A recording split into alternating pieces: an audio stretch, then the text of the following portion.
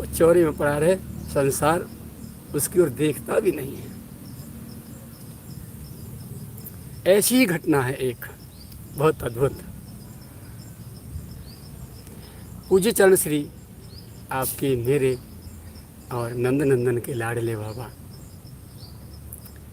परम श्रद्धेय प्राण प्यारे बाबा के पूज्य पिता श्री रामाधीन जी मिश्र की मौसी जी जिला फतेहपुर में ही यमुना जी के किनारे किशनपुर गांव में रहती थी। वहाँ श्री गंगा यमुना कल्याणीपुर के किनारे पतित पावनी भागीरथी माँ श्री गंगा कल कल करके बह रही हैं। और इधर दूसरी साइड में पश्चिम में फतेहपुर शहर के पश्चिमी साइड में कुछ दूरी पर तनया श्री यमुना जी अपनी आनंद लहरें बखेर रही हैं। और दोनों धाराओं के बीच में आनुमानिक दूरी 18-20 किलोमीटर या आधा 25 किलोमीटर रही होगी, जो भी, इतनी दूरी ज़्यादा नहीं। आगे तीर्थराज प्रयाग में दोनों का संगम हो रहा है। तो श्री यमुना जी के किनारे पर ये कल्याणीपुर, ये अपना किशनपुर, एक डला, 2 गांव बसे। एक डला में एक शिव जी का मंदिर, प्राचीन, बहुत प्राचीन शिव जी का मंदिर है, आज भी है। पता नहीं हजारों साल पुराना रहा होगा। उसी गांव से, एक डला से, एक जन्मांध भगवान आशुतोष के भक्त नित्य प्रति अपने प्रभु के चरणों में नमन वंदन के लिए जाते थे। बरसात का सीजन आया, एक दिन बहुत तेज आंधी तूफान घनघोर बारिश के कारण बहुत से वृक्ष टूटे और मार्ग अवरुद्ध हो गए मंदिर तक पहुंचने के।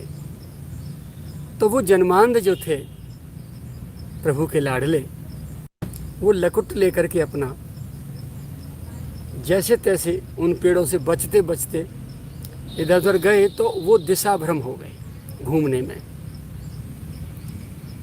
तो मंदिर के आगे के प्रवेश द्वार की ओर न पहुंच करके मंदिर के ठीक पृष्ठभाग में पीछे की ओर पहुंच गए और अपनी अंधे की लाकड़ी जैसे बोलते हैं ना, तो उन्होंने अपनी उस लकुट से, अपना जो साथी है, अपना जो मित्र है, उस लकुट से मंदिर की दीवारों को खटखटा के अनुमान लगा लिया कि हाँ, मैं अब मंदिर में आ गया, मंदिर के समीप आ गया, मंदिर की दीवार है। तो दिशाभ्रम होने की अपेक्षा मुख्य द्वार में प्रवेश ना करके पीछे की ओर जैसे घुसने का प्रयास करने के लिए सिर झुकाया कि सिर टकरा के दीवार से, झुके ना जोर से, तो सिर टकराया और टकराते तुरंत दोनों नेत्र खुल गए। अब बताइए, कितना प्रयास किया मेडिकल साइंस वालों ने, डॉक्टरों ने, माता पिता ने, सब कुछ, सब प्रयास फेल हुए। और ये अवढरदानी बताइए, सिर दीवार से टकराया और नेत्र ज्योति प्रदान कर दी, निमित्त मात्र।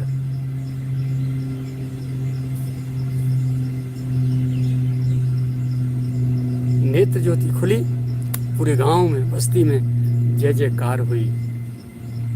उसी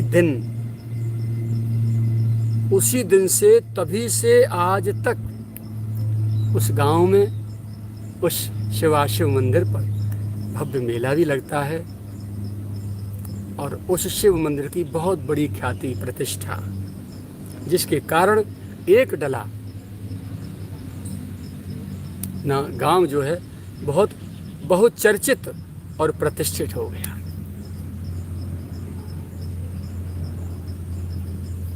उसी गांव में एक ऋषि कल्प नाम के त्रिपाठी गोत्रीय साक्षात सनातन संस्कृति के साकार विग्रह विराजते थे।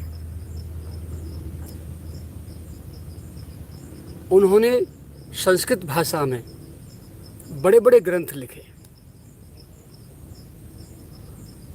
काशी के विद्वान तक उनकी विद्वता का लोहा मानते थे। जब कोई संस्कृत सम्मेलन होता था या वेद पुराणों पर कोई चर्चा करनी होती थी या कोई उन पर वाद विवाद करना होता था या किसी का भाष्य या उन पर कोई चिंतन करना होता था, तो पूजनीय ऋषि कल्प जी महाराज को बुलाया जाता था।